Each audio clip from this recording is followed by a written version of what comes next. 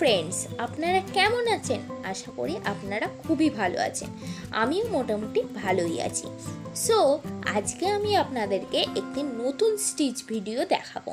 স্টিচটা দেখে আপনারা অলরেডি বুঝতে পেরে গেছেন যে আমি কি স্টিচ দেখাচ্ছি।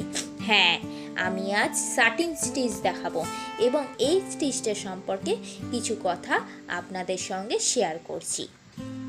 চলুন তাহলে শুরু করা যাক। সাটিন সেলাই বা সাটিন স্টিচ।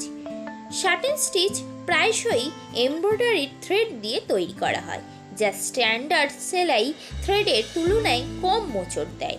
এটি একটি আরও অভিন্ন প্রভাব দেয়। পৃথক থ্রেডের ফিলামেন্টগুলি একত্রিত হয়, যদিও ভালো সেলাই সুতো গ্রহণযোগ্য সাটিন সেলাই তৈরি করে। সেলাই এবং সূচিকর্মে একটি সাটিন সেলাই বা ডামাক স্টিচ হলো সমতল সেলাইগুলির একটি সিরিজ, যা ব্যাকগ্রাউন্ড ফেব্রিকের একটি অংশকে সম্পূর্ণরূপে আবৃত করতে ব্যবহৃত হয়।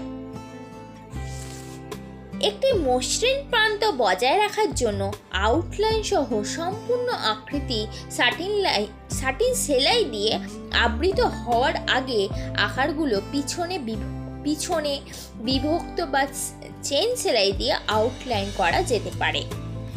প্রথাগত অনুশীলনে সাটিন সেলাই একটি আউটলাইনের উপস্থিতি ছাড়াই একটি এলাকা পূরণ করার জন্য নিযুক্ত করা হয়।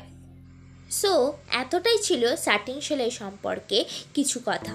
আমি এখানে একটা পাতার ওপরেও কিভাবে সাটিন সেলাই দিয়ে ভরাট করতে হয় তা আপনাদের দেখাচ্ছি। আপনারা পুরো ভিডিওটা মন দিয়ে দেখুন এবং সেলাইটা বুঝে নিন।